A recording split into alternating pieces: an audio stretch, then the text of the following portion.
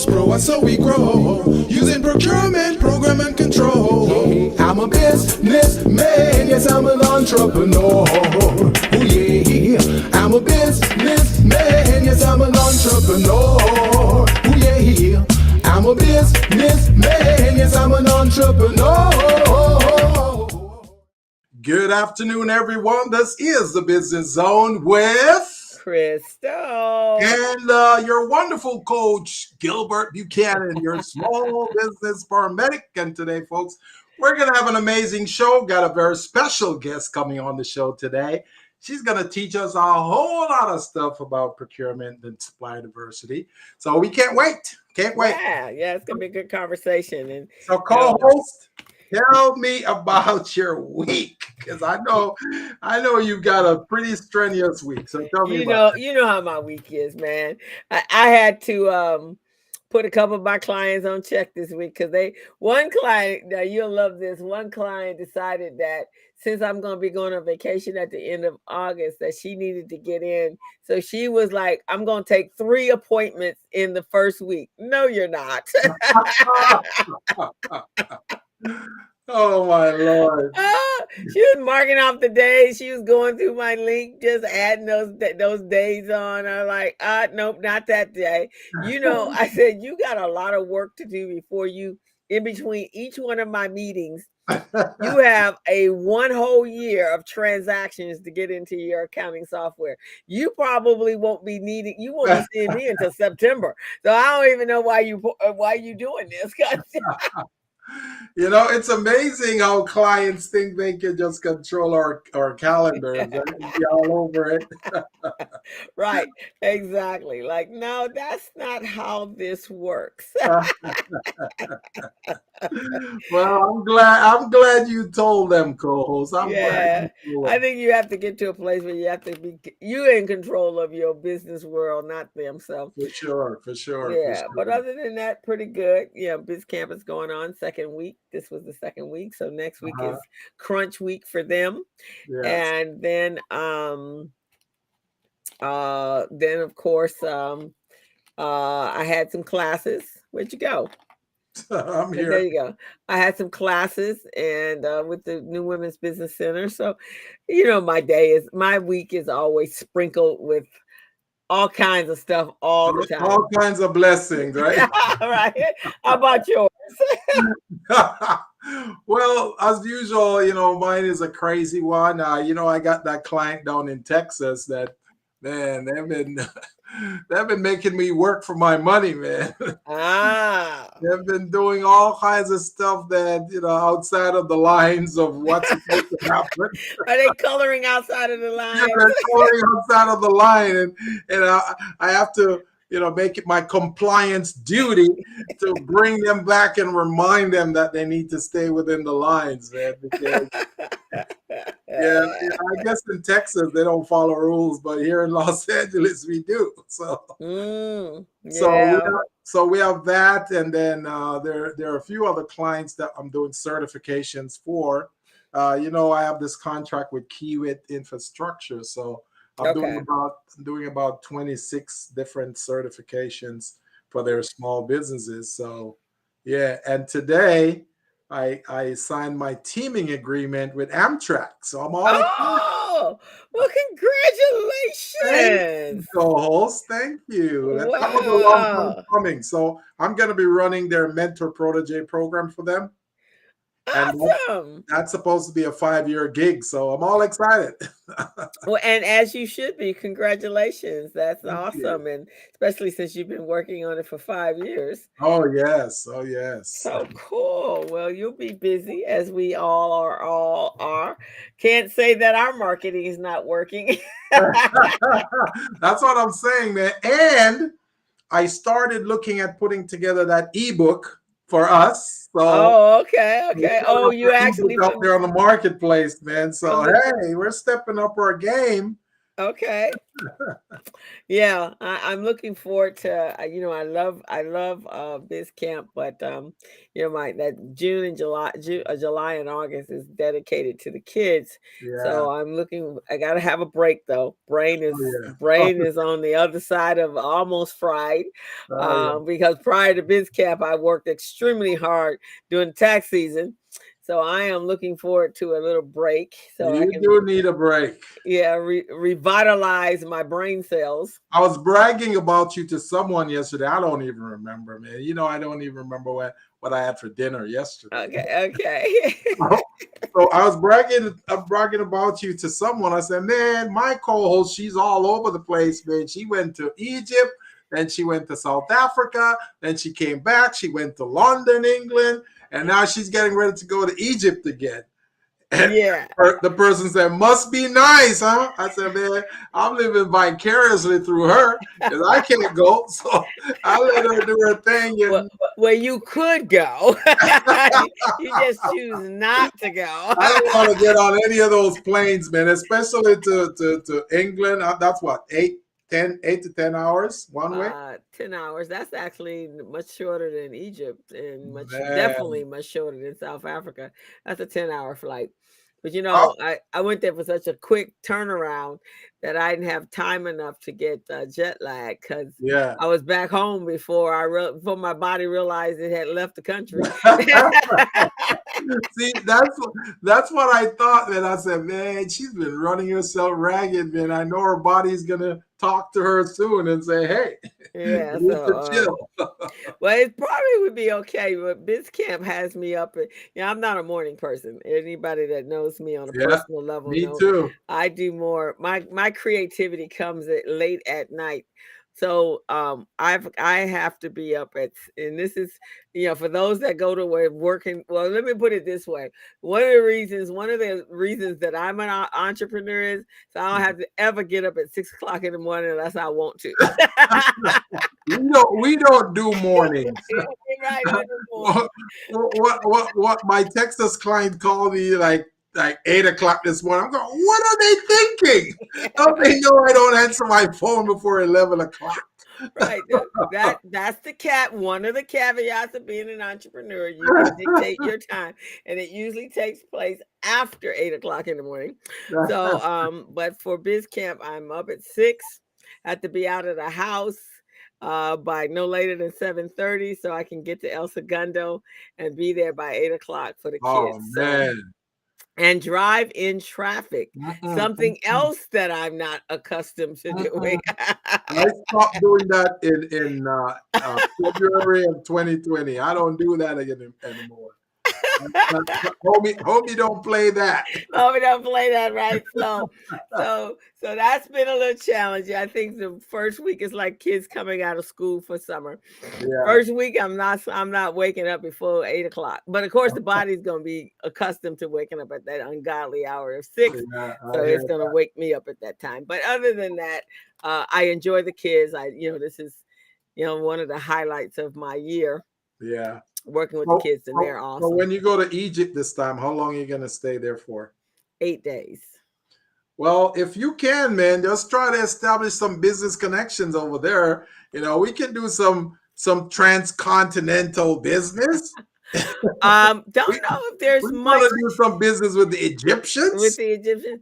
So Egypt is an interesting. Their hospitality is Yeah, their pretty much their primary the primary revenue source of revenue. source of revenue. So it's not a lot there, but I have my contacts in South Africa, and I think there's some things that we definitely can do Yeah, let's do from that, that. So man. we'll be working on that as some things that are playing out on a bigger scale with a colleague, another friend of mine. So, but Egypt is a little different, Yeah, and they don't really have the infrastructure. They're like my niece, she's given me a list of things that I need to bring from America to yeah, her yeah, because either it's too expensive in Egypt or it just does not exist. I mean, things like shampoo. I have to bring baby products for diaper rash and that kind of stuff from here. So she sent me a list of what I need to bring. So they don't really have they don't have a really their economic what do you call it, economic structure is not that forward yet. You know what I'm thinking? We can back trace this, and because Egypt seems like they're a vendor-based business country, right? Where you have vendors all over the place selling stuff, right? But then they also have a government structure. Now, the federal government, federal U.S. government, they do grants and they also do business in all of these foreign countries, right? So I'm going to check Small Biz Pro and see if there's any grants going out to Egypt, and then we can backtrace it that way, try to do some procurement that way. You see what I'm saying? Yes, possibly. It might be something there. The federal government or the state government there, then you see how we can reverse it could possibly we could. Now I could see, if I don't even know what their NGOs are. Like Africa has a lot of a lot of NGOs. So Africa really has a lot of those. I don't know about Egypt. I have to do some research to see what that is. When you go, just find out what are some of the NGOs over there, what are some of the government agencies, and once we identify those, I can check Small Biz Pro. See, because the in Small Biz Pro they have all these grants that go international, right? Oh, really? Yeah, international grants. Oh, okay. So we can look and see if they have a grant providing technical assistance to folks in Egypt. Okay. Then we can apply for that. And then with you visiting the place and understanding the landscape, then we can use that to say, all right, we're going to provide services for these types of groups right here. Okay, and now what about and then we can definitely talk about this in more detail. How about for South Africa, for Cape Town? Because I'm sure there's grants too, because they have international grants. A lot of the grants I saw was from Afghanistan, Iraq, Egypt, not Egypt, Israel, Sudan. Because those are all countries that are having major infrastructural problems. Yes. And there's some sort of war going on. Oh, yeah. And they got thousands and thousands of grants. So I'm going to check it out. All right, check that out and see. Because I do know the South Africa connection that's, he's starting an entrepreneurial. He's starting an entrepreneurial program, the Nifty program, but not just for kids. Yeah. He's looking at it for the adults, but for artisan type careers, construction, contracting, plumbing, carpentry, things that they can do with their hands. So the artisan crafts and skill sets. So but teaching them how to be business owners, so that they can, with those skills, they can actually create their own businesses. And that's where we come in, because we can teach those classes. Yeah. Teach them how to become business ready, contract ready, funding ready, nonprofit ready, help them to set up their nonprofits, so yeah, we could do that. Yeah. So that'd be cool. So yes, let's look at that. I guess when Craig was here, we should have had that conversation, because we were looking for some funding resources for him, because they want to launch by October. Right. So we'll look at that. Sounds like a plan. So you ready to kick this off? You want to go ahead and play the Small Biz Pro Yes. And then bring on our wonderful guest so she can tell us about all the wonderful things she's going to share with us. For sure. Let me go over here and get a Small Biz Pro ready. I think I'm going to play the older one that you have, that we used to play at Morris Media. A little variety here. Oh, you like that one? Let's mix it up. So let me open this up. All righty, and here we go. Okay. Well, I thought we were going. There we go. You need to turn up the volume. Small businesses spend more than $500 million each year combined trying to find missing or replace missing paperwork. Hey small businesses, are you tired of losing out on business opportunities because your paperwork is not in order?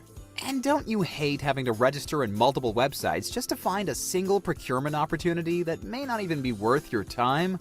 Well, worry no more. Small Biz Pro is the solution to your problems. Small Biz Pro is an all-in-one cloud-based business management, compliance, and procurement assistance software platform that keeps small businesses organized, contract-ready, bank loan-ready, with quick access to procurement opportunities, as well as market research data. Here are some of the features and benefits that you receive when you use Small Biz Pro to run your business daily. Superior record keeping at your fingertips, back office management and compliance, quick access to bids and procurement opportunities in government databases. It allows you to conduct easy market research and gather industry statistics. Government certification preparedness and compliance checklists. Easy HR and general operations management functionality. Bank loan readiness preparation and cash flow management. Certified payroll and labor compliance reporting. Business dictionary with defined business terms. A cloud-based business management platform that keeps small businesses organized and ready, even nonprofits. Business documents securely stored in the cloud. Data fully encrypted and protected by triple firewall reinforcements. On-the-spot document retrieval for quick decision-making. Bank-level data security for compliance. Document expiration alerts and advanced notifications. It uses security restrictions to block out unauthorized users, and much more. Try it out today for only $5 for the first 30 days. What are you waiting for? Go to www.smallbizpro.net and register now, or your competitors will. Small Biz Pro, keeping small businesses organized, business ready, and contract ready. All right. All righty. Now that's what we're talking about. Yeah. So for those of you folks who are just joining the podcast at this moment, this is the Business Zone with Crystal and Gilbert. We're on every Friday from 3 to 4:30, and you can find us on YouTube, your friendly YouTube. Let's go to youtube.com and you'll see our show there live. Just click on the button, the join button, and you'll be able to join our show. My co-host has a message for you guys, how you can subscribe. It's very easy, guys. Very easy. No money needed. No money needed. No money down. It's free 99. Free 99. Go over to our YouTube channel and subscribe to our channel. You can actually, if you're viewing this now, you can use your camera to scan the QR code, or just go to the Business Zone with Crystal and Gilbert, hit that subscribe button. And if you're liking the conversation that's going on, then hit that like button. That will benefit us greatly. And we so appreciate you. And we want to thank our viewers who just joined us. Miss Patricia Langford, one of my very favorite clients. We also have Miss Nicole Pearson. She says she loves Cape Town, awesome. Crystal. She's been there Cape before. Huh? I'd say everybody needs to make that migration to the African continent. But it's a journey, but it's well worth it when you get there. Yes. Man, that's fertile soil for us. It's virgin territory. Because after our interview with your friends down there, we found out that there's a lot of things that we're doing here and we take it for granted. Exactly. They don't even have. So we would love to join forces with them, do some business, because doing business here in Los Angeles is good, but it's not as big a market as the international market, the South African market. So one of the main things that I was teasing him, because he was here for 2 months, I was introducing him to some colleagues so he could get the curriculum that I teach for the kids in South Africa. And so when he was getting ready to leave, which was funny, he said, I said, so how you going to feel about load sharing when you get back home? Because here you got electricity 24/7, and there they have that load sharing where they lose electricity for 4 hours. Yeah. And he goes, I don't know how I'm going to handle that. That's crazy. Oh, you know what we could do, Crystal? We could look into getting generators Yeah, and I export don't it even over there understand why they because they have, get. but I guess you said the same thing about Jamaica, right? There's a whole the power Oh yeah, network the is same thing in bad. Jamaica.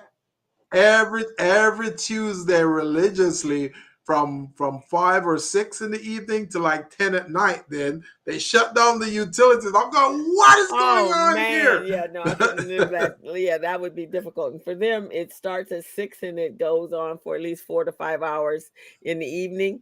And so they got to get dinner and everything, supper before 5 because everything shuts down. Obviously, you can't buy groceries for no long period of time. That has to be refrigerated because every Yeah, night you're gonna lose your groceries. So crazy, crazy. man. Maybe I we tell can you. invest in some generators All then I and know is export it over we should there. be very grateful to live in the United States. As crazy as it is, we should be very grateful to Yes. live in the United States. I think this is a very appropriate conversation to share with Right. our guest that's coming on soon. Since she has access to the port, maybe we can figure out how we can ship these things Right, over exactly. there. So I'm a so bring so, her so on. let's hear from our guest. Thank you, guys that's listening. And at that point, we're gonna bring in. I'm gonna move us around so she's in the center.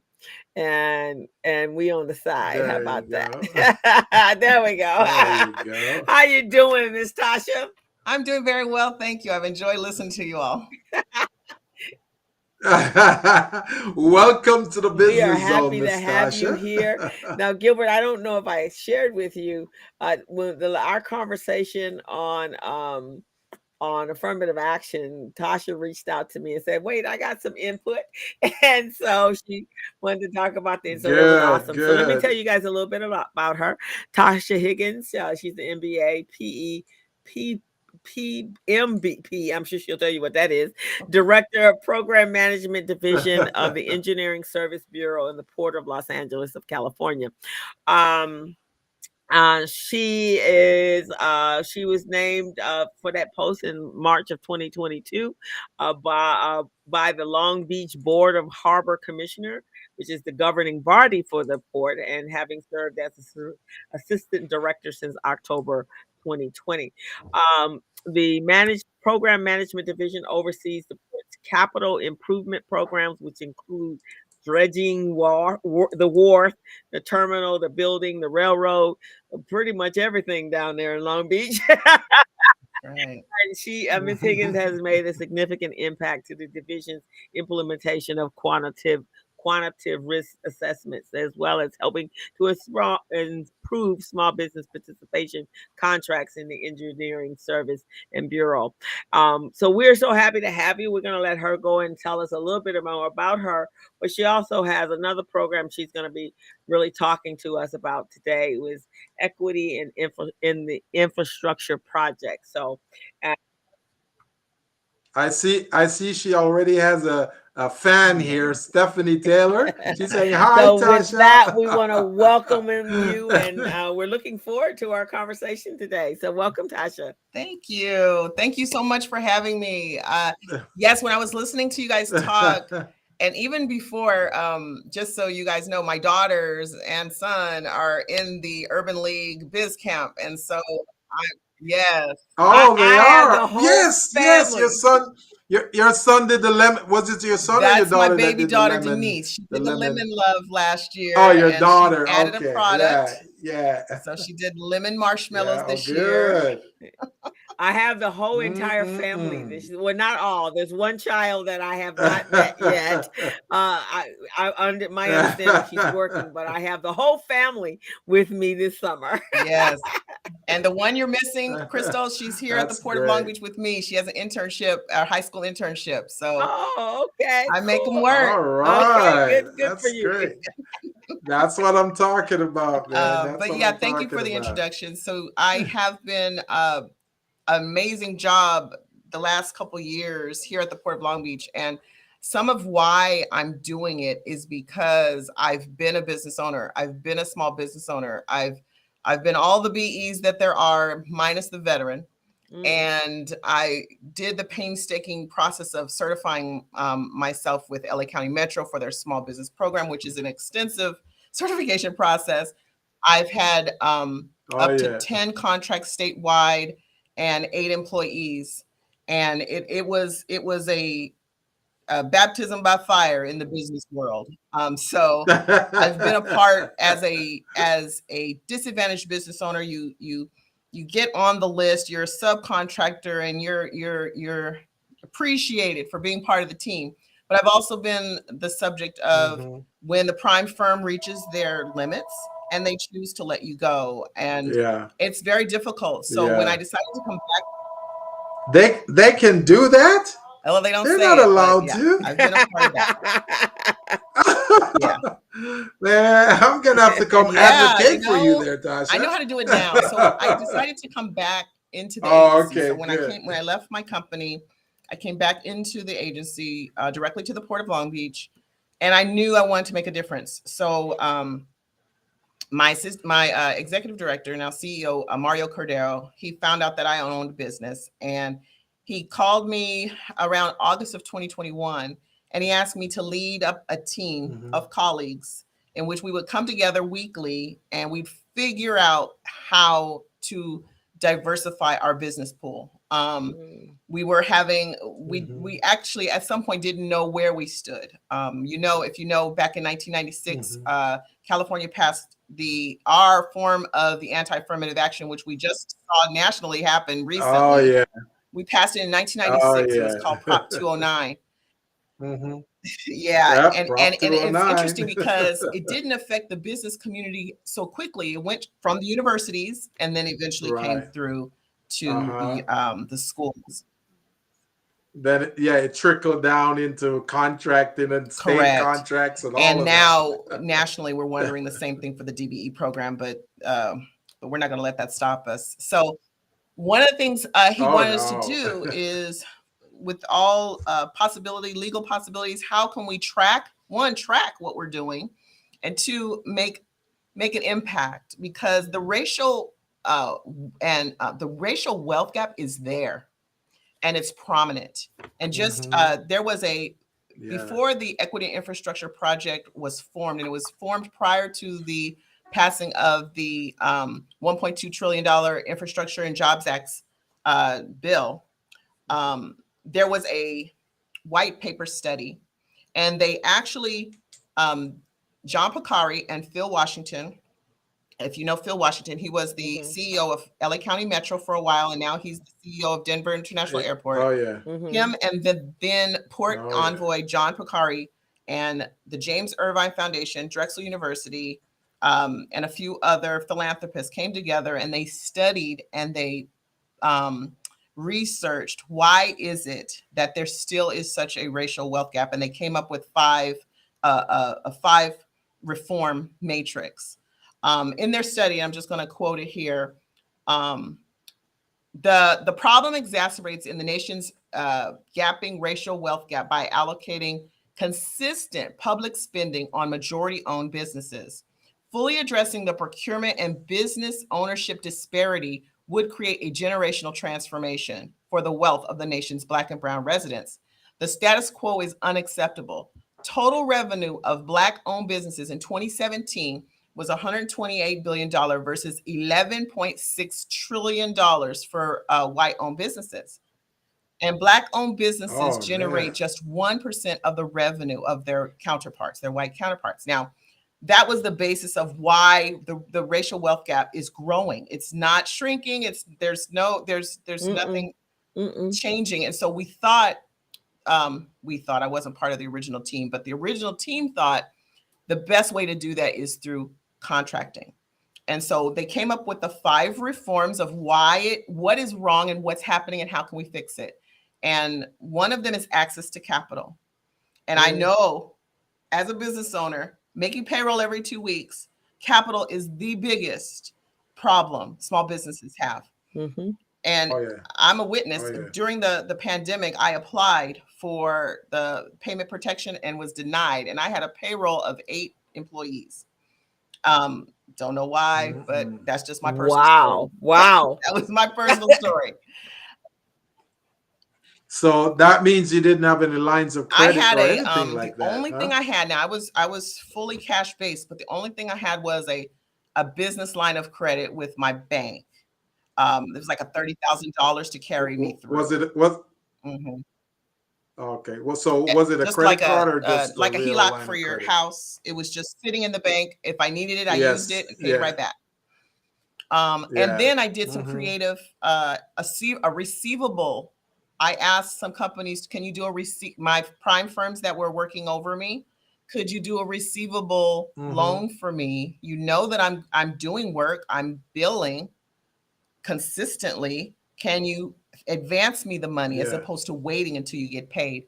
Because if you know anything about public contracting with contractors, you work the full month, then you send the invoice. Now you've been paying payroll for about a month and a half just before the invoice is submitted. Then they don't have to pay the prime for 30 days. If there's no problem with the invoices, if there are problems with any one of those subcontractor or prime invoices, you're talking 5 to 6 months after you've done the work to get paid. So, and I'm going to jump down to the fifth one, which is prompt payment. That is tantamount to small businesses being able to work. Is we're not asking for a handout. We're just asking to get paid for the work that we do. On time. Get paid on time. That's what we want. Have to beg for the money for the work that you've already done. Exactly. And so the other pillar is direct contracting with the agency. So being a small business as a sub is great, and it's great to get started, but you don't always want to be a sub. You don't always want to stay there. Right. You want to have, and Gilbert, I really feel bad that we didn't connect more, because I want to help you, but you want to have that direct contract with the public agency. You want to be the prime. Yes.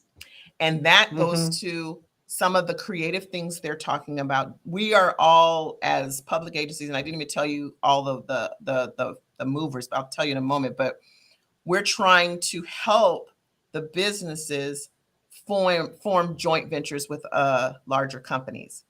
Equity partnerships with other companies, mentor protege. And you mentioned the mentor program.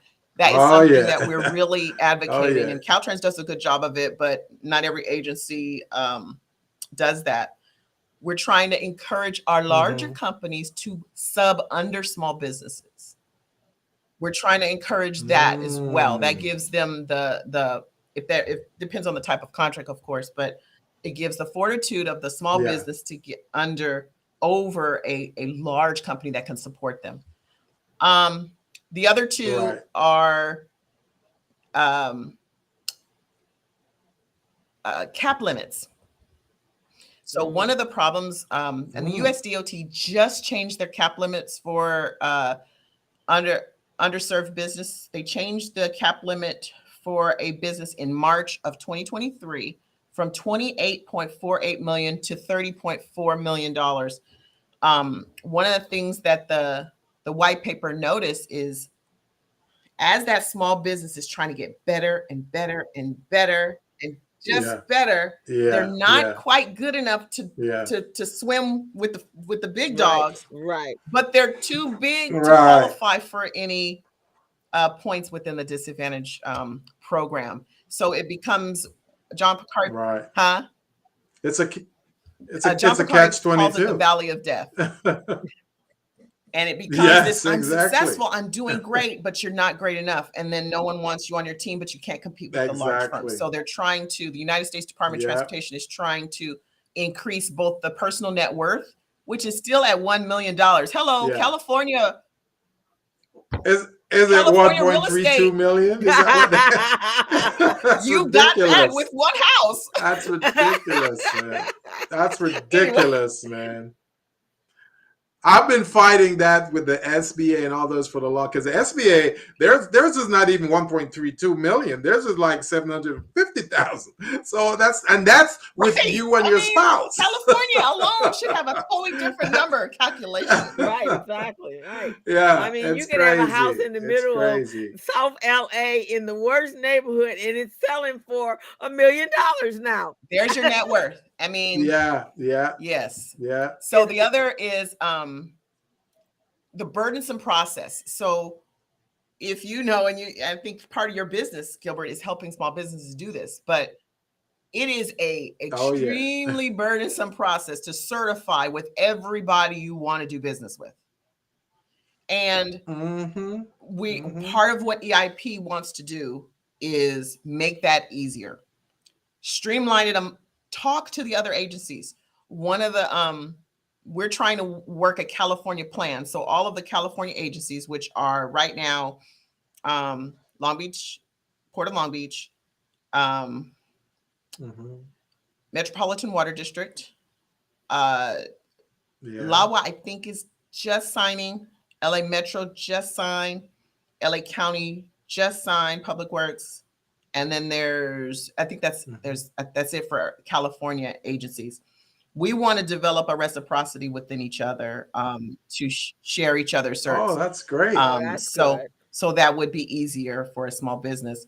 Right now, we have an example. This is great. The great thing about the EIP is we meet on a monthly basis. All of our agencies, the representatives meet monthly. The CEOs meet quarterly.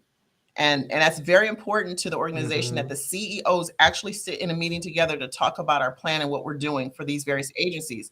Chicago Transit Authority and Southern Pennsylvania Transit Authority just signed an MOU. It's on the website on the, let me just give you the website. I'm going to share it right now. So that we can see that. equityandinfrastructure.org.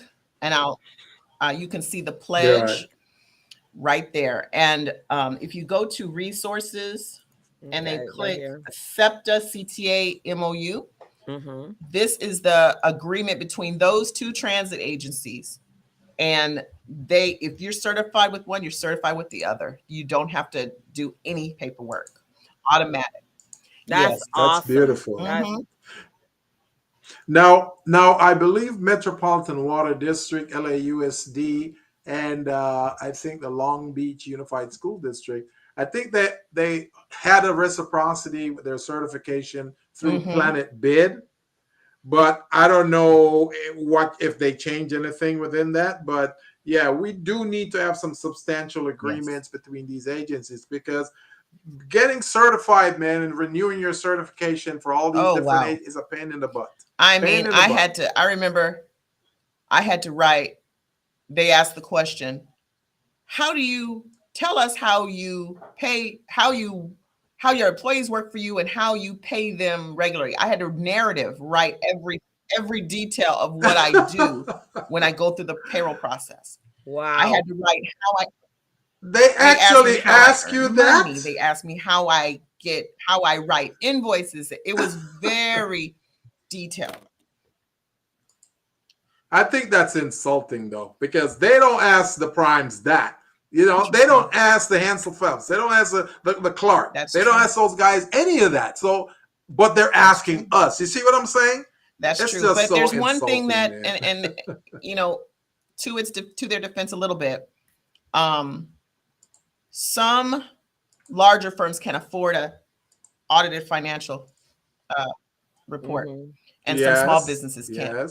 So in order for me to verify, and then they don't necessarily, you know, whether they come out and actually physically audit my company. So there is some concession they give to small business, but it's time consuming for the single woman shop, you know, that's trying to do the best you can to keep her employees working and billable and going to the business meetings and doing all that. It is a lot of work. So I would say it was about a week and a half to 2 weeks worth of work that you have to put in to be certified at one agency. Yeah. So your goal is to combine that so that it would be one portal. I thought isn't that what Sam is supposed to do? No, Sam does something different. Sam is for the SBA and federal procurement. So what they do is they make sure that you have. They used to use a Dun and Bradstreet number. Now they call the unique business entity code. So they use that, and then they put you in this database so you can go after federal contracts. But that's primarily federally, it's a little easier because there is the California Unified Certification Program as well that helps to manage the federal DBE program. and they're supposed to be, Yeah. if you're certified with CUPC, you're certified with all the agencies, but it's still, the port's federal funded projects are very small. So we're talking, what do we do when it's not federally funded? And Metropolitan Water District has 0 federal funds. Right. Because I think they get private sponsorship and funding, so they can pretty much do what they want with their contracting, because they're not beholden to any government agency where you have to be in an equitable manner. You guys say, well, small business should get 10% of this contract. No, it doesn't work that way with those guys. So your subs would, how do everybody come together? How does it come together? Is there, I know you guys are meeting monthly, CEOs are meeting quarterly. How is there some sort of meet the EIPs like meet the prime? How does that work? So the EIP was formed in December of 2001, so 2021. We were 5 agencies. We call them the first 5. It was Long Beach Transit, Long Beach Transit, Port of Long Beach, Metropolitan Water, Denver, CTA, and SEPTA. Okay. Since then, we are now 42 agencies. Wow. 42 agencies and private firms. So if you go, yes, up here to the, it's in there. The full list of them is on, gotta find the page. Well, keep looking. You'll find there's a full list of them. Maybe it's on the fact sheet. So what we're doing is each of us are working independently, collectively. Okay. So we have goals that we set. So when we signed the pledge, all of us stated what we want to achieve. Our goal is eventually by 2025 to have a 50% increase in the number of primes that contract with our agencies. And that's each agency independently. Of course, collectively, we've obtained, umpteen $1 million, hopefully. So we've, as a Port of Long Beach ourselves, we've done one incredibly, I believe, major thing, which was hire an officer of DEI with a specialty in procurement.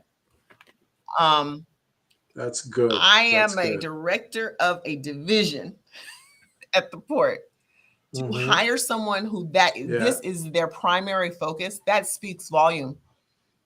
That speaks volumes to the community, and that tells them we're serious about this. We're serious about this commitment, and we're going to make sure that it takes place. Not only we hired an individual who this is their full-time job. Oh, wow.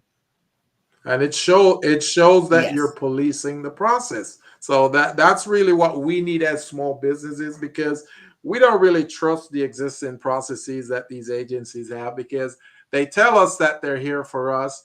I'm going to share real quickly. I'm going to share a little thing that happened to me, and I'll put it out there. Metro, right? I was a subcontractor to a prime, and the prime got the contract, and my company was supposed to receive 100 and something thousand, right? But the prime decided, hey, I'm not going to pay you. You're not worth what this contract amount is. So we're going to pay you like 25% of that. So, of course, when those things happen, you call a meeting with the contract owner, and you try to get a hearing going on. Well, they do the bureaucratic thing and say, well, our contract is really with the prime and not with the sub. I'm going, yeah, but your program said that the prime is to adhere to these programs and take care of the subs. They can't all willy-nilly decide that they're going to cut the contract amount, which was included in the proposal document. So we went through that process. It took me about 2-3 years, take it to court and all of that. And I eventually won, but it was just you are so right. And so one of the things we miss in the public agencies is people that really understand that. Like I just told you, the Mhm. time between the time you work and the time you get paid, I have emphatically told some of my staff members, do not hold an invoice. You know, this is very important Right. that you pay these people. This is their food. This is their livelihood. But sometimes when you're Yes. disconnected from that, you don't understand. And when I tell you that I Right. was part of a team that all of a sudden wasn't anymore, I mean, I'm experiencing the same. I've experienced what that Yeah. means. And so Oh the yeah. agencies, Oh yeah. one of the recommendations we've talked about here within the Port of Long Beach is putting teeth behind those contracts and looking into the Good. I sub like that. agreements, because yes, I'm the owner, you're the prime, and I don't see you sub, but I need to know that my prime is committed to Is the committed people to that it. they've said they were going to do the work for. But you Right. know, it's With. kind of funny, Tasha, Right. because as a corporation, you know, my area of expertise is accounting, and I've worked in corporate even before I became an entrepreneur. I worked in corporate accounting departments, and so it's all about cash flow. So as a corporation, you can't a Fortune 5, Fortune 1000, 2000, you can't function without cash flow. Right. Right. And you definitely can't function Right. beyond Right. 3 to 4 months without cash flow. So for them not to understand, Mhm. and that's them, they got deep pockets. Yes. But those deep Right. pockets also have payroll that have to go out every 10 days. And they could be any. I worked at a company where I ran payroll. It's like we spent $250,000 every 10 days. Ooh. I know, it was ridiculous, but it was a .com company. $250,000 every 10 days. And and so I'm like, you do guys understand that you have a whole department that go after your accounts receivable. So if you have a department that's going after your accounts receivable to make sure, what happens to the little man? Yes. Do you think he doesn't have a cash flow Yeah. problem? Yes. His is much more detrimental than Yeah. yours, because he don't have 6 months Yeah. of reserves No. or a year of reserves. His payroll roll around, he needs all his dimes.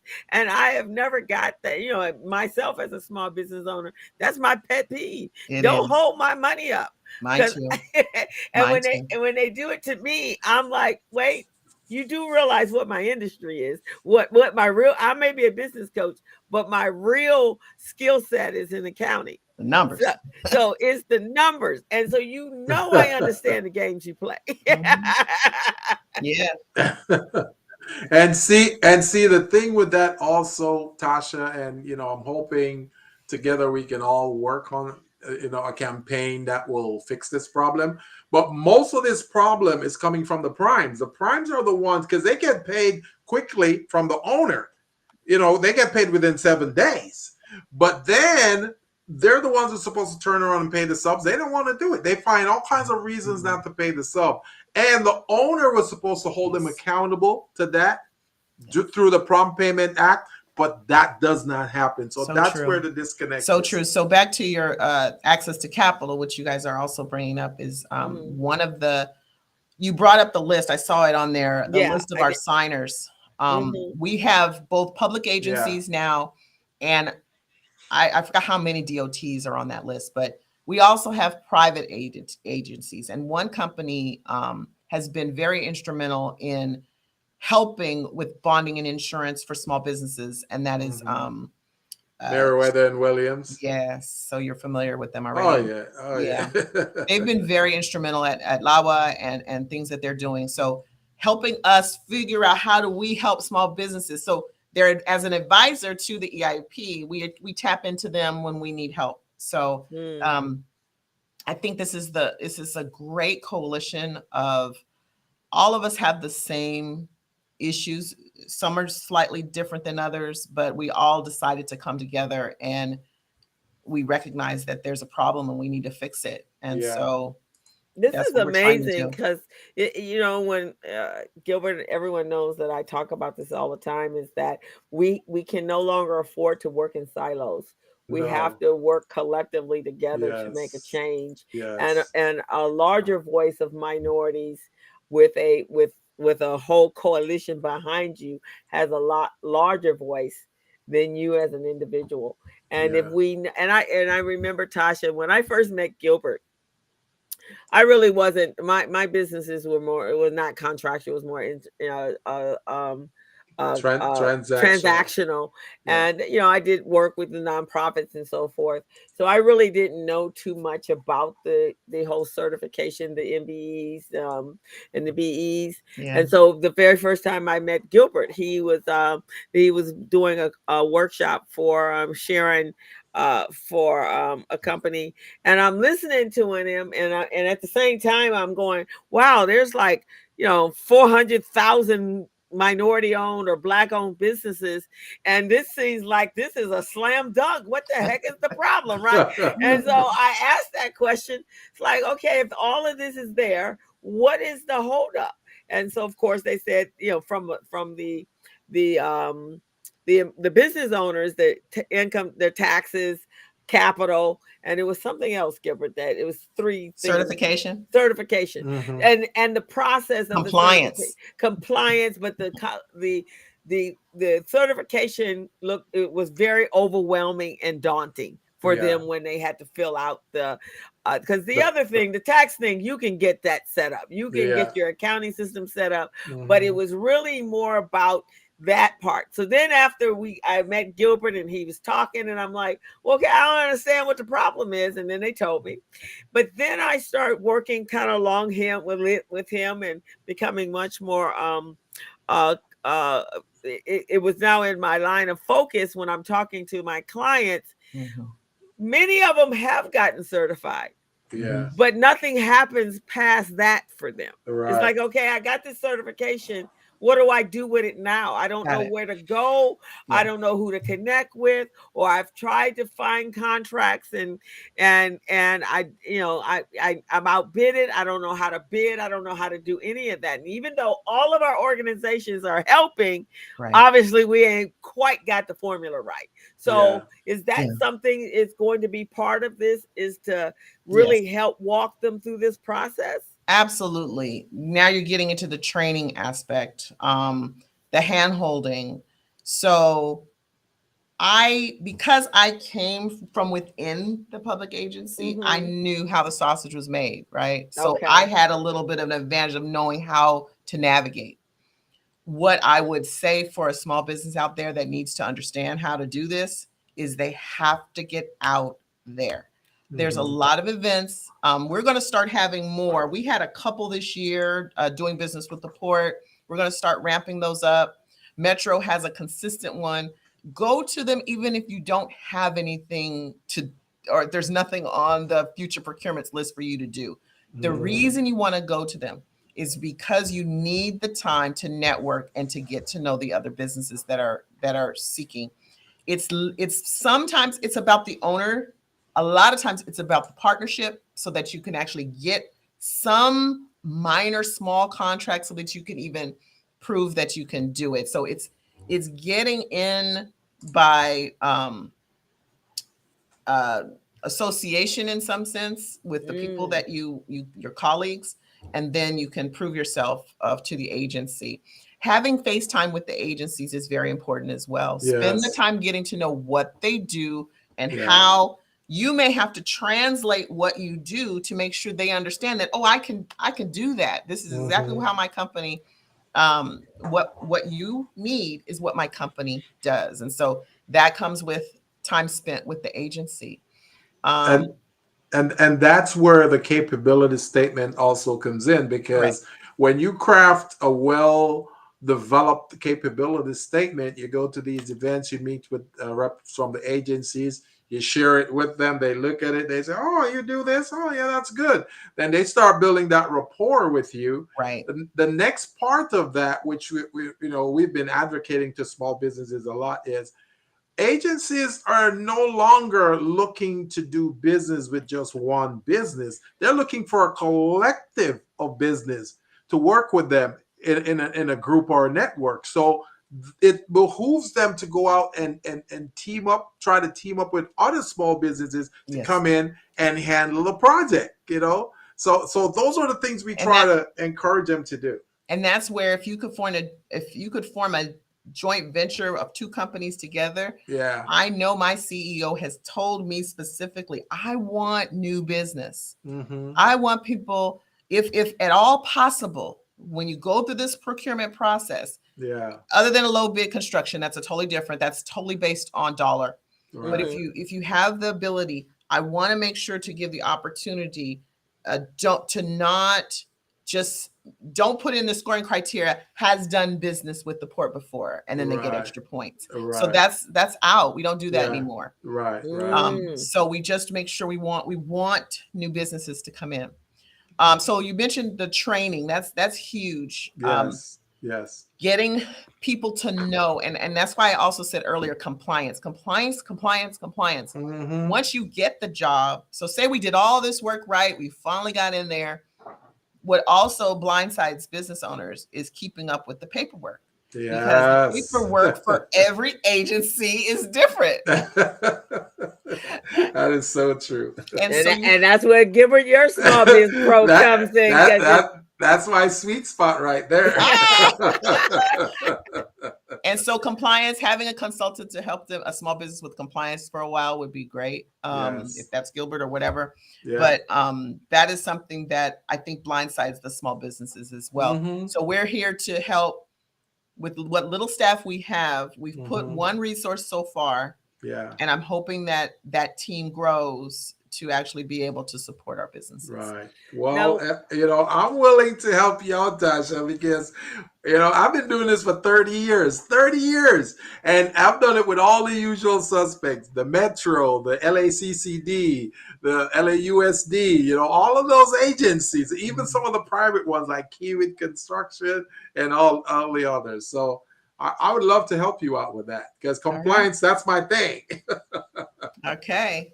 And so one of the other things we did, and I'm speaking specifically of the port, and other companies may have already done this, but we started posting our future procurements list so people can know well ahead of time what we're actually looking for.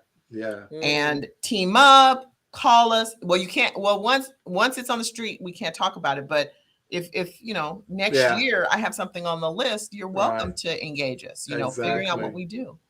So let me ask this, Tasha. So, all of us that do coaching for the various agencies in the city, and we're coaching our clients, one to be business ready, bank loan ready, and then on the backside of that, contract ready, which in my opinion, if once you become business ready and bank loan ready, you should be ready for contracts because all the I's have been dotted and the T's are crossed.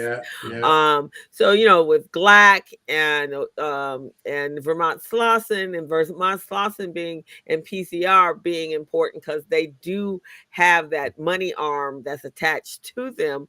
Would that be another viable partnership for you guys so that because we obviously have to continue to create that, we have that grassroots program where we're preparing businesses to be contract ready, and eventually when they are contract ready, where do we send them? Is that where a partnership could be developed, or is there another group, another space in between there that needs to be filled, like a database or something? Yeah, that's a great question. For GLAC, I've added GLAC and Hispanic Chamber. I've added a bunch of the chambers to our list to contact, but it's not our specific job we do. Is just more of a touch point to say, hey, come and do work with us here. We have a new procurement on the list.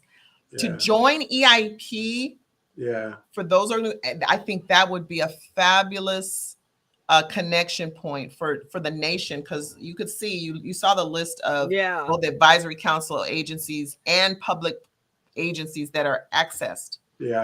And Meriwether and Williams did the exact same thing. They wanted to connect. They wanted to be a part of the solution. And now as an advisor, they advise all of our agencies on how we can do our work better and when we need to share information across. So we are developing a database, a shareable database among all our agencies. So that's something I definitely think that GLAC being a part of EIP would be fabulous. So Gilbert, you No, work with Angela in the BEP program. You're pretty yeah, involved in both Vermont Slauson on that level, right? yeah, Because yeah, you're part of their procurement yeah. piece, and also Gilbert works with a number of chambers out in The IE Inland HR. Inland Empire. Empire. Yeah. Oh, okay. Inland Empire. So I pretty much run the coaching portion of the BEP program at GLAC. So those small businesses, I coach and prepare them, get them ready. Same thing with Vermont Slauson. So the question I was going to ask is, I see on the list you have sponsors,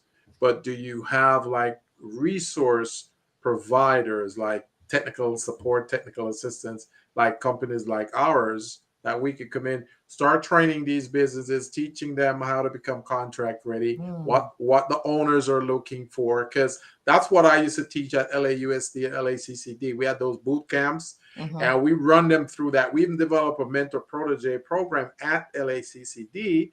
And those small businesses, but 20 of those small businesses were able to secure $4 million in contracts, because the problem was, oh, they're saying, well, these contracts are too big for these little companies. They can't do it. So we said, okay, we will break it up then. So we broke up the $4 million into 20 pieces so that they all participate. So those are some of the types of things we can do for these small businesses: to prep them, get them ready, get them understanding safety, because safety is a key component of procurement.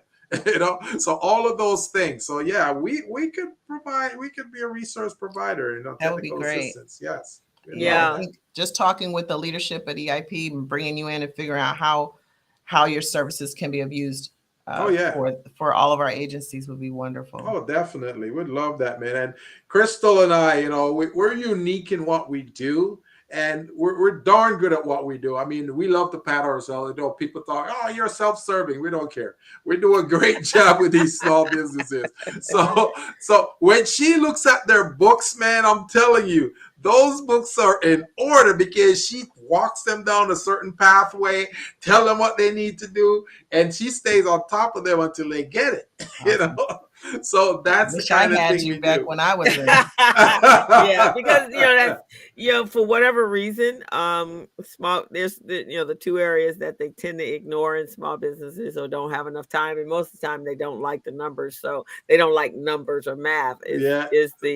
But it's interesting when I'm teaching them, and I do teach them how to use. I no longer do bookkeeping for them. I teach them how to do their own. Yeah. Primarily because I've had to untangle so many books. Sure. But one of the services that I provide for Vermont Slauson is as they're trying to qualify someone for a loan, they send them to me so that I can fix the books. Yeah. And then they tell me what the problem is, and then I train them on what they need to do, and then we turn it back around so that they can submit their financial statements and so forth. So that's what I do for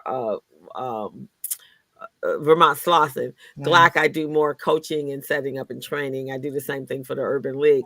But once they learn, they're like, oh, this is not so bad, right? Yeah. And then I kind of correlate that with, so if you got a contract like we're talking about, and your net is 3 months, then you got to make sure that you got the cash flow. So let me show you how to read a cash flow statement and see the rhythm of how you do business, right?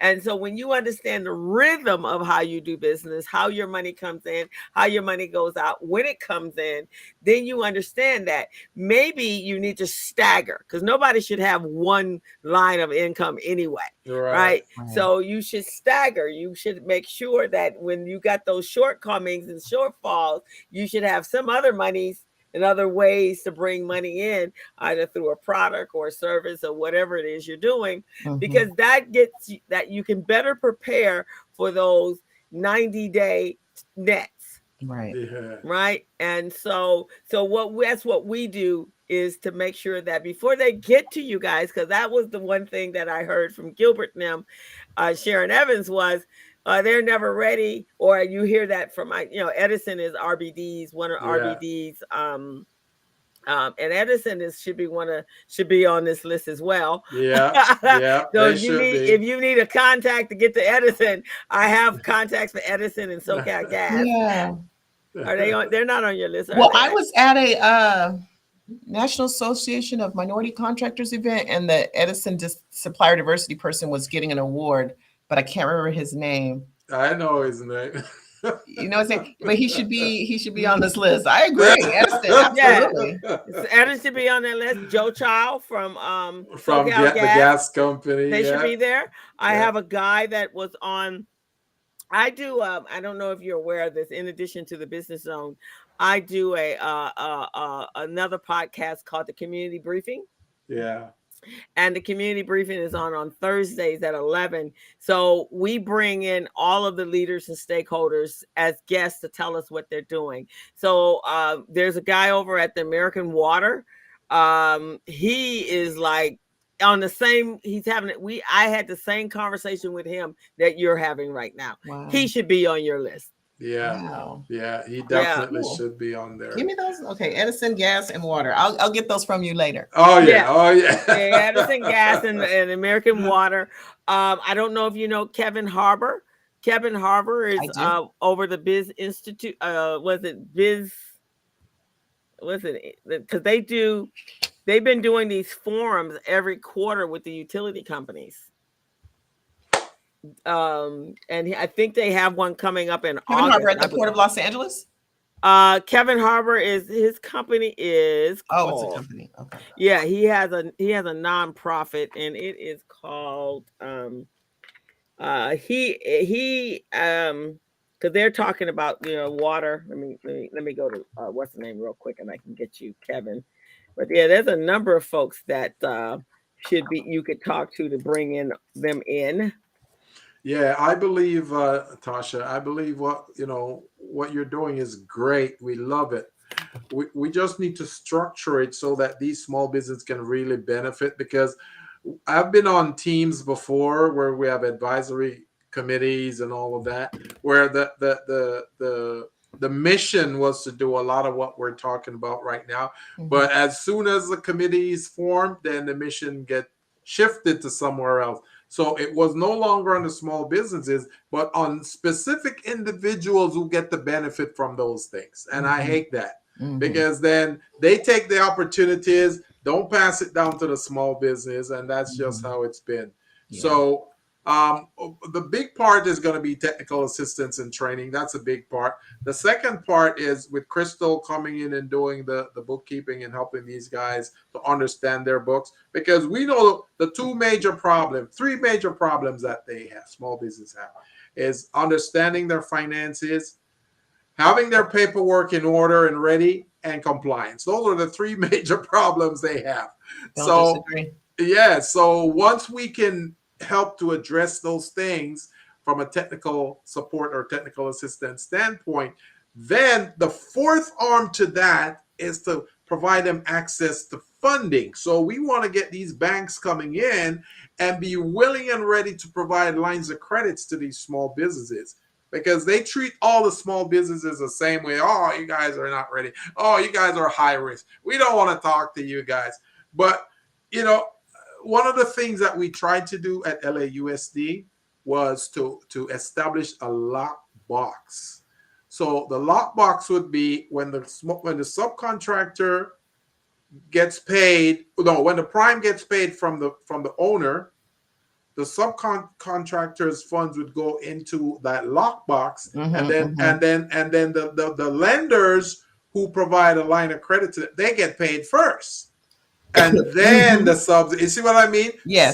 Something like that will help to increase the number of participation of subcontractors on projects, small business, and then the lenders, they will benefit too. Absolutely. So if we can reestablish something like that, man, I'm telling you, man, that'd be awesome. Yeah, your campaign would be super tremendous. We've been talking about unbundling invoices as well. Yeah. If there's a possible way that, instead of the pay the prime, pay the sub, it's unbundling each sub to get paid its share without having to wait for the prime. We've been talking about unbundling scopes of work, making smaller contracts. We've talked Yes. about insurance, Vaughn. We have a list of recommendations that's long. So, public agencies move very slowly. Right.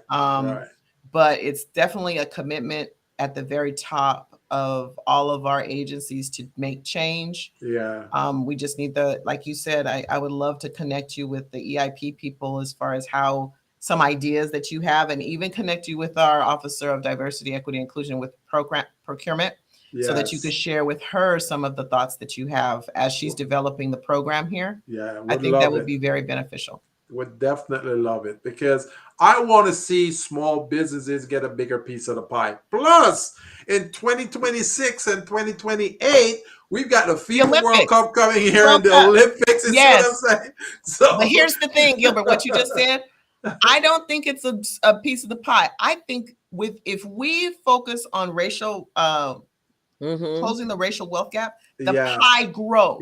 Exactly. It's not that I'm taking from anybody. Right. No, everybody's going to get an equal share of that pie, as opposed. It's not like you can do it all yourself anyway. No. Right. Yesterday, at the park, we're forging a relationship with LA 28, and they're literally, from what my understanding is, when we had the Olympics before, we're one of the states that made money. Yeah. And that money today is still funding sport programs and other programs here. So now they're looking at $164 million in 2028 just for the Olympics, and for the World Cup, somewhere about $40 million. Again, we don't have to build anything. So we don't have the problems other cities have had, because everything is being built and it all came from the bonds. So, but we need to make sure that our businesses are in there. Yeah. Actually, the budget on that, co-host, the budget on the Olympics is $5.3 billion. $5.3 billion. So we want to make sure our small businesses get a piece of that, because they got to be ready. They got to be prepared. To that point, have you guys heard of Ramp LA? Oh, yeah. Okay, great. So you're already plugged in. Yeah, but even with some of that, because Ramp is the one that did for LA businesses that came in for the Super Bowl, right? Yeah. I'm not sure when. I think Ramp was the one that helped it, though, but it was still a at the time they call it LA Bobbin. Just so you know, Tasha, I was a big part of the team that developed LA Bobbin for the city. Oh, were you? Oh, yeah. Wow. When I worked at the mayor's office, that's what we did. Just like we're talking right now about how small business is being dispossessed, that's what we were talking about back then, and that's why we developed Bobbin, LA Bobbin. Wow. Yeah. Well, yeah, it's been switched so that it can open up, because the city of Long Beach we actually signed to be a part of the Ramp LA as well. Right. City of Long Beach and all of the businesses are trying to come together there. But I wanted to share another thing with you, if you could write it down. I was on a panel with the National Association for Business Economics in March of 2022. One of the representatives from the Federal Reserve of San Francisco, her name was Laura Choi. She did some research called the economic gains from equity. And she talked about it's the fact that by addressing the racial wealth gap, it actually impacts the GDP positively. And she has the data to show that if we address the least, it actually impacts everyone.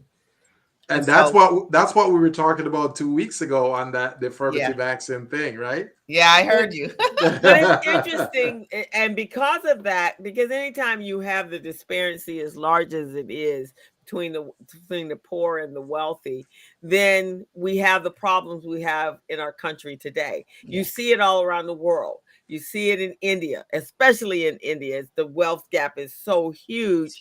And the poverty is so immense that it doesn't benefit the whole country. The country suffers because of that. So with that, and I'm sure you're sitting at the table, and this is what I always tell people, that you need to be at the table so you can hear the conversations that are being had about you. Why can't we fix this? Mm-hmm. I mean, have there been any of those conversations, or probably there's some backdoor conversations that are having? But it only makes sense that if you balance out the economics, then the country does better. Everybody It benefits everybody. I don't understand the feast of famine mentality. I just don't get it. I don't get it either. There's a more sinister plan out there than I know. Like I said, there's always those back conversations that's being had. But there are a lot of since we've and we've been on the air now for 3 years. This conversation you're having is also being had by many others. But again, they don't know you, you don't know them, so we all operate in some sort of silo where if we all actually come up together and actually had conversation, we could actually collectively make a plan. Hey, Michael Banner. Michael Banner says a new study is that's somebody else you need to know. A new study is underway by McKinsey and company that analyzes the accelerated wealth and transit development. So you want to know Michael? Michael is a land developer here in I think Michael, you're in Compton, right? So you want to reach out. I have everybody's information that I'm referring to you. So if you would like their information, I'd love to give it to you. Kevin Harbor, he is with BizFed Institute. They're doing some amazing things. There's about the housing marketplace.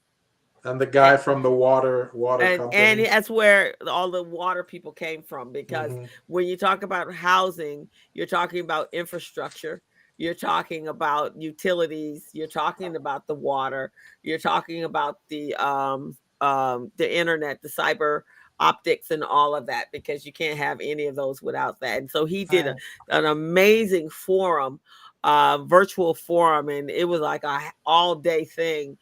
It was some incredible conversations. I kept popping in and out, but I will refer you over. I'd love to see everybody working together. Oh, for sure. The major changes that would affect all of us. Yes, that'd be great. Now, Go ahead, Gilbert. Tanya, do you have the contact information on the National Association for Business Economics? Do you have that info so we can check it out? Actually, I just put in, it says private chat, so I guess I wasn't able to share it with everybody. Oh, I just put it over there. Okay, there we go. Oh, that's it, huh? That's actually the research, and the actual paper that she wrote is on a link on this site. Perfect. I'll check it because I don't know if Crystal told you, I am a numbers and data person. Yes. I love to do research. I can collect all this statistics and data. Nice. I love it. So Michael Banner just put his information in. So if you would it's right there in the chat there. I got it. He has an organization. Michael, what is it that I just went to a forum with him on housing, was incredible. And he also brought in all the movers and the shakers as well. His company is the Los Angeles LDC, and he's a land developer and provides capital. That's what Michael does. So he's a consultant. Really smart guy. So I think and knows everybody as well. And so that would be beneficial, because again, if we don't start working together, we're not going to make it. I think Michael's information got skipped out of the chat. Oh, what happened to it? Michael, can you re-enter your information again, Michael? Your contact info? Something happened there. Yeah, something. It was in there and then it was gone. Maybe he was readjusting it. But anyway, there are a number of people having this conversation, and if they were aware of the pledge. So when they take the pledge, what does that mean?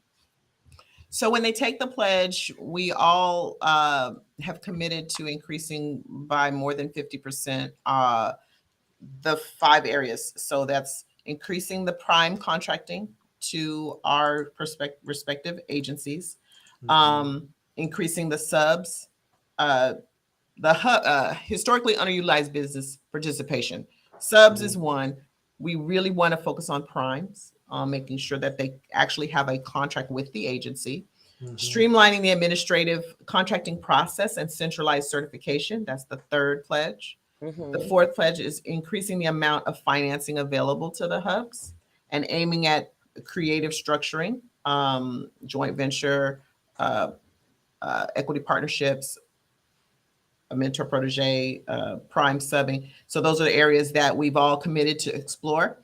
And the fifth one is to add signers. So we are our own marketing. So we are trying to, I talk with every agency that I have a friend with. Hey, have you considered joining the pledge? Join the pledge with us, as well as the contractors that do work with us as far as being on the advisory committee. So our 5 goals of the pledge are not easy because, as I mentioned, these ocean liner, size agencies don't turn very easily. Right. But we made a commitment together that we would move the needle, especially because the Infrastructure and Jobs Act with the Justice 40 environmental initiative to specifically make sure that the dollars that are spent will go to and serve the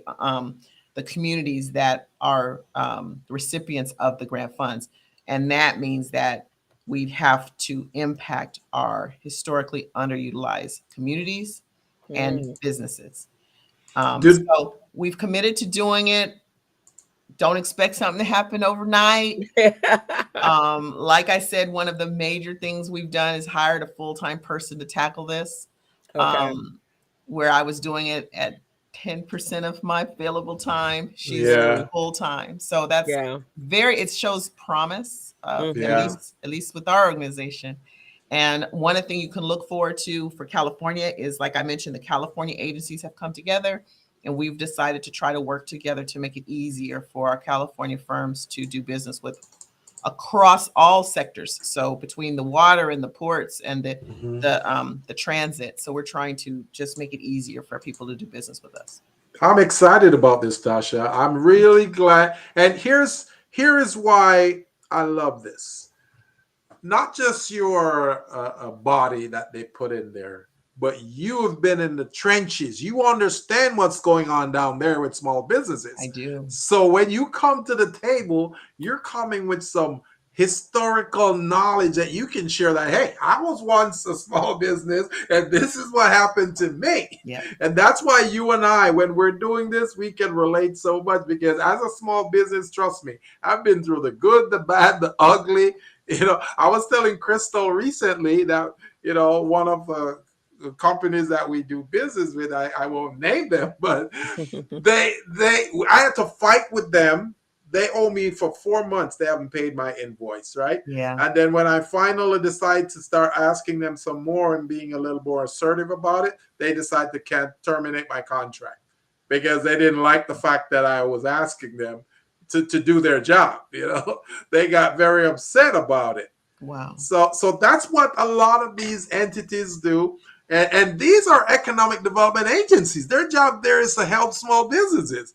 Can you imagine that? Not to mention, Gilbert, you have likely hired people or you've contracted with people to do the work that you were promised. Yes. It's unacceptable. Yes. And so no, I got to pay them out of my pocket until I get money from somewhere this else. agency. Yes. Which means now that cuts right into your cash flow. Yes. Because all dollars are allocated for running and operating your own business. So right. It's almost like it's just unfathomable sometimes when you think about, okay, how do you think I'm running my business over here? Yeah, if I've contracted for something, I've included that in my forecast, right? Exactly. And if I've signed on the dotted line, it's definitely in my forecast. So now I'm operating and making decisions based upon my guaranteed forecast. And that's why I love the fact that Tasha has been in the trenches, because she knows what's going on. She's not been paid sometimes, so she understands that feeling. Wait, I was down to $175 and had payroll Lord. the next day. And I had a firm that was insistent on paper checks, and I said that won't work. No, right. No. So for me, I take it as a personal insult when I don't get paid. I'm like, wait a minute, and mainly because my business is focused on excellent customer service. Right? I bend over backwards to make sure I service that while you're my client, I am servicing you, making some adjustments in my own with my own personal schedule and calendar, so that I can make sure I give you the best the best of my best. So when I invoice, your return is to pay me on time. Because then that tells me you appreciate what I just did. When I got to fight for my money and I got to call and beg and scream and threaten and do all that sort of stuff, you just told me my best of the best wasn't best. It wasn't good enough. That wasn't good enough. See what they do, Crystal, and Tasha, this is what they do. They call us up because they know that we're all about quality and delivery and value, right? They know we're all about that. So they call us up and say, hey, I've got a 10-hour job that I want you to do in 2 hours for us because it's a deadline and we didn't plan properly. So now we're going to make that your problem so you can fix it for us, right? And then when we sacrifice ourselves, stay up long hours and do this stuff, and then submit our invoice, they go, oh, sorry, we can't pay you until the next 60 days or more. It's crazy. It is crazy. Some of the best advice I ever received is sometimes you have to fire your client. Exactly. Yeah, I fired a number of clients. I tell you, I start taking it as a personal insult. And if I start taking it as a personal insult, I am no longer a good supplier for you. I just fired one a few days ago. Like, I'm sorry.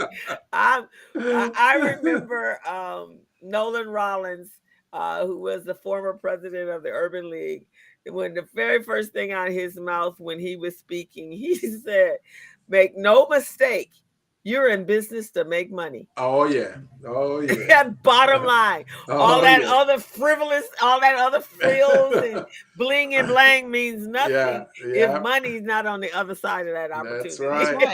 And that needs to be known in the public agencies too, because you are a public servant to serve the public good. This is not your personal money that you're holding on to. This is not, you got to have that mindset of you are serving as well. So that's one thing that all of us have to understand together. Right. So I'm with Gilbert, you having, and I think that sometimes is the problem.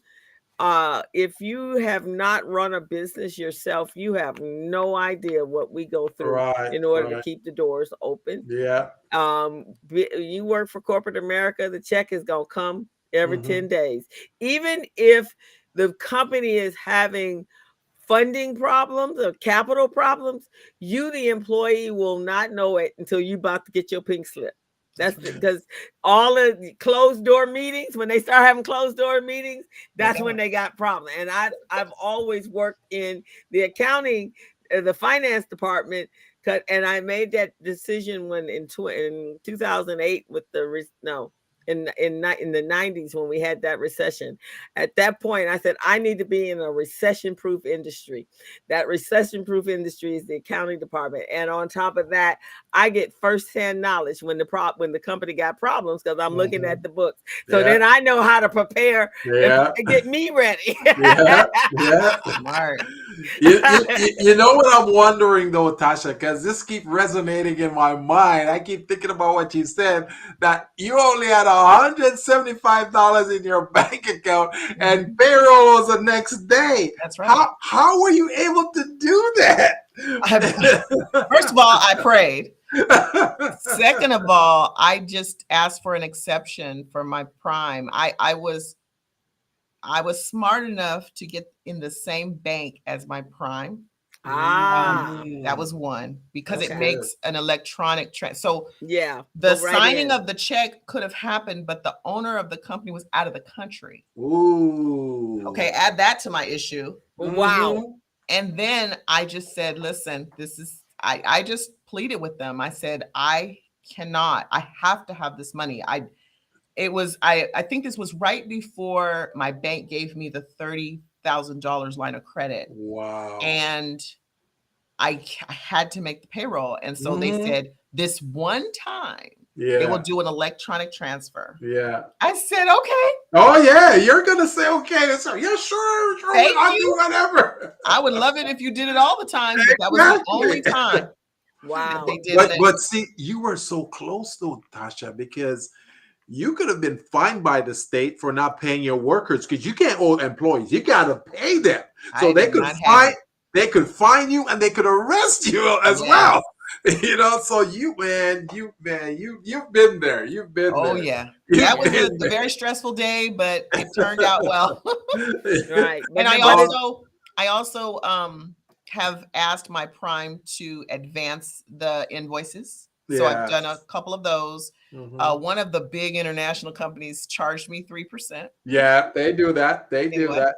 And they love to do it. Oh, they love to do it. That's terrible. Yeah. I was telling someone, I think it was Crystal, I was telling this. Edison used to do that because I was a consultant for them too. So I used to do training, and I traveled through the whole state of California, going to different cities like Fresno, the whole central California over there, where it's like Pearland and shipping ports and all of that. I travel to teach these classes for them. Then they're saying, well, we can only pay you in 60 days. I'm going, what? I have to come up with airfare. I have to come up with rent a car money and all of that just to go teach these workshops. And you're telling me you can't pay me? Wow. And they say, oh, well, we can pay you, but we got to take a 2% discount off your invoice. I'm going, what? Unbelievable, man. And those are all of the things those are those barriers to entry. It is. Those are barriers to entry. Yeah. Tasha, it has been awesome. Great conversation. As I said, we want to have you back. We got to have you back. Yeah, as you go through this, and I don't know anyone else that you can think of that you think would be a great addition and for this pledge, let us know. Gilbert and I are, like I said, we coach for the community. Yeah. And so there's a number of them. I know PCR. I don't know if you know Colette Moore. She's over at Pacific Coast Regional Center. They also help get businesses contracted and have a number of businesses. And again, that's that they have the capital. Right. So they provide loans and things like that. So that could, that way, again, everyone is focused on making sure that these businesses are contract ready, so that the excuse is not, oh, they are never ready anyway. Yeah, we will eliminate that, because even for what you're doing, they have to be ready.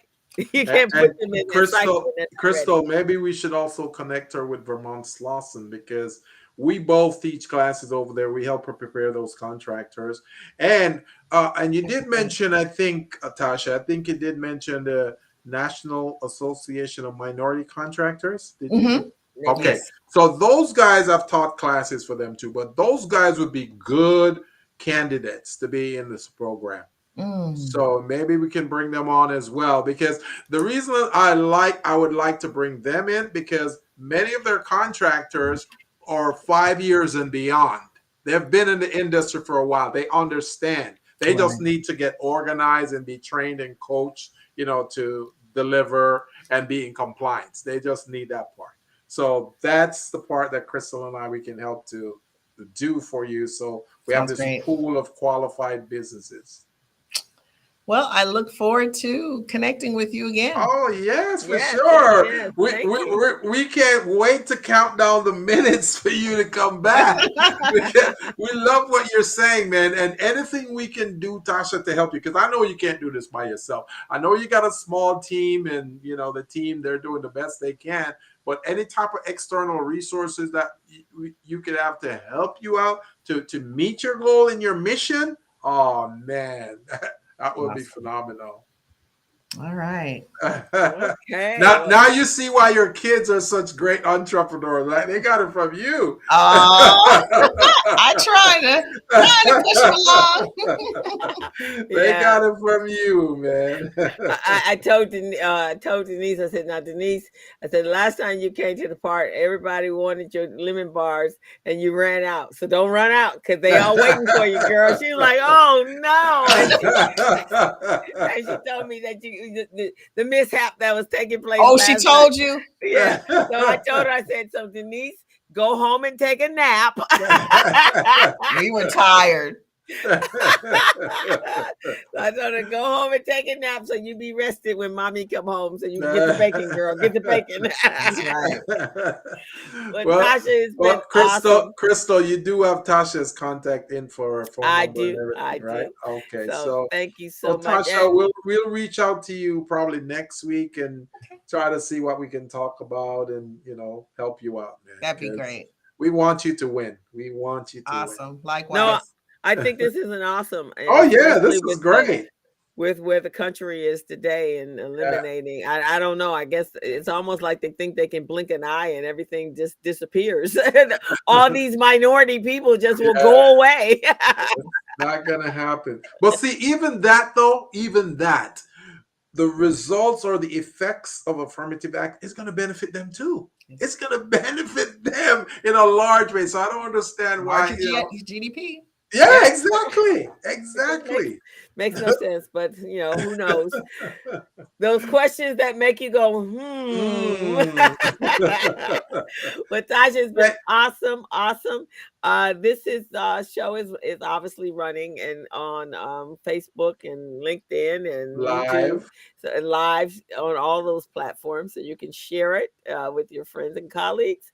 And I'm actually going to, after we get off, I'm going to schedule it to run again next week. Yes, definitely. So you can send some people there, and let us know whatever we need to do. And I will, if those entities of interest to you, I can give you their contact information and make an introduction for you. All right. And Crystal, the guy that she was thinking of at Edison is the Native American guy. What's his name? Crystal? Oh, Dennis Thurston? Yeah, that's the one. Yeah, Dennis Thurston. That's the one, right, Tasha? That's the one you're talking about? No, I think it's another guy. It's it's his boss. Oh, okay. It's his boss. I met him at the Edison dinner. Oh, okay. Hold on, I can pull it up, but yeah, you can keep going. Edison dinner. And you guys need to get some invites to some of those dinners that they have, because that's where everybody's conjugated. Yeah. Starting next year, March, I think it starts with somebody's dinner. Glack is Glack's in the. Glack has a dinner. Yeah, Glack all of them have dinners actually. Yeah. Yeah. So some of the small businesses that your organization might be interested in, how long should they have been in business? Like 5 years, 7 years, and beyond, or what kind of time frame you're looking at? Because you want someone who can perform the job well. You don't want someone who's just starting up who doesn't know certain things, Of course. And it depends on the contract. It'll say in the contract, must prove 3 years, 5 years doing similar type of work. But we have a small business program. The certification for our program is easy. Easy, right? Yeah, it's really a simple program. So you can go to polb.com/SBE and talk to our SBE program director and get certified relatively quickly. You can register on our Planet Bids website, which is different from, there's lots of Planet Bids. So you have to make sure it says Port of Long Beach at the top. That's true. And then we use the NIGP codes, the commodity codes, as opposed to the NAICS codes. Yeah. So you have to know what your code is, and then you'll receive all of our procurement information so that you can actually read the level of experience. So I think I'm going to certify in this database you just gave me, the www.underservedcommunities.com/SBE. Please. Yeah, I'm going to do that. And I'm on all of my small businesses. I'm going to drive them that way too, get them Please. certified in that system. So you can have a Yay. big pool of qualified small businesses. Great. Because the certification process is easy. So it is. It's yeah. very easy. And Yeah.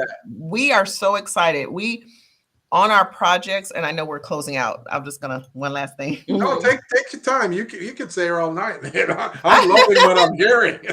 Well, we set a goal, an agency goal of 27% small business participation on our contracts, and everything over, say, $100,000. And so that includes the $2.3 billion program that I'm managing, right? So all of our projects.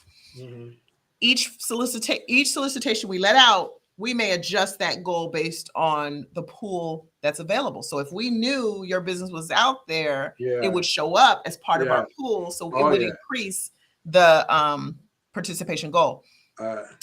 This year, I think 2021 numbers that we just found out, we are pushing 48%. So we set a goal of 28%. We're pushing at 48% participation by our small business community. So we are thrilled that that's the case. I love that. At least we're paying them. Yeah, that's awesome. We're still working on the prime, making sure that they can contract with us, but the utilization, we're actually getting them paid. So very pleased. I'm definitely gonna, after this call is over, I'm gonna go there and I'm gonna certify my business. And we've got a viewer here, Miss Pat Langford. Pat, I want you to go to the site as well, and I want you to certify. Pat just got certified with the County of Los Angeles. Oh, then this is easy. Yeah, she's been one of my clients for the longest time. So Pat, you're gonna go to the Port of Long Beach. I'm gonna give you the info right here. I'm gonna put it in the chat, Pat. I want you to go there today and certify, okay? You'll be able to do that real easy. Yes. All righty. Yes. Look at that. Things are happening. That's what we do. That's what we do. Awesome. Pat, there's a link, Pat. Go ahead, and I want you to get certified today. Send me a copy. Send me proof of it that you did certify. Okay. There's accountability there. All right. That's why we're coaches. So we make sure there's accountability. But awesome. Been wonderful. Absolutely wonderful. And so until the next time, it's Give Us Eddie, and want to have you back. And as you guys continue to grow, and then we'll make those connections for you and see if we can get them involved and to take the pledge as well. All right. Thank you all. You're going to see a big increase in their database certification, man. I'm going to be sending people there like crazy. Awesome. That's fine. Mark this day. Take care, Tasha. Appreciate you coming on. All right. Bye. Bye-bye. Thanks. Bye-bye. All righty. Oh, good. This was great, co-host. I love it. I thought you would like it. Love it, man. She was speaking your language. Oh, for sure.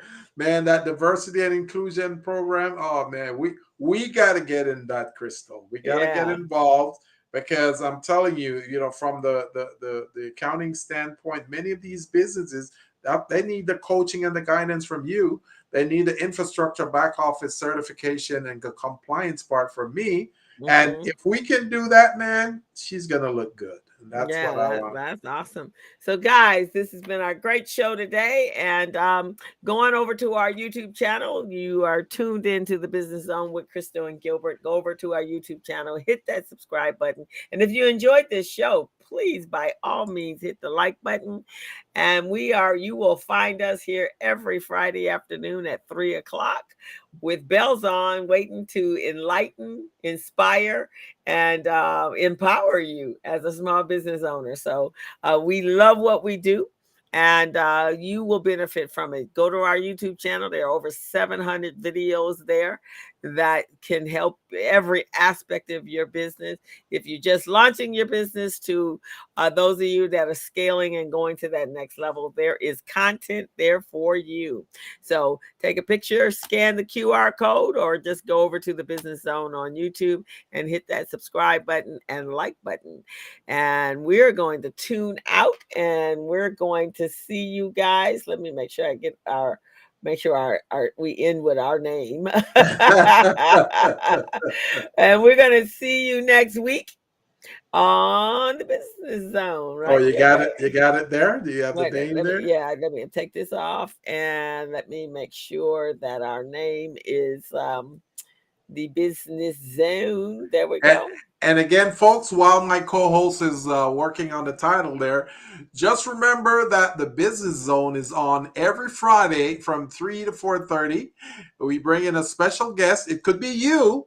So if you want to come in, talk about your business, or you represent a contract provider, or you represent a prime contractor, and you want to share your information on the air live so it can broadcast all throughout the world, then please contact us and let us know. You can reach me at 888-882-1168. That's 888-882-1168.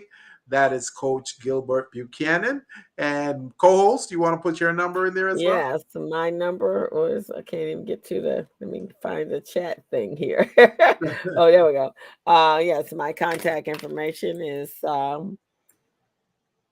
Mitchell, and my email, 504 at gmail.com, and 323-447-7272.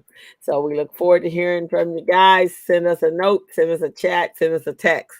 Text better for me than phone calling. But all right, Gilbert, we ready to our show? We're ready to step out, guys. So we'll see you again next week at 3 o'clock on a Friday. We're out. Have a great weekend. Stay cool and hydrated. As a small biz pro, I saw we roll, using procurement, program, and control. As a small biz pro, I saw we grow, using procurement, program, and control. I'm a businessman, yes, I'm a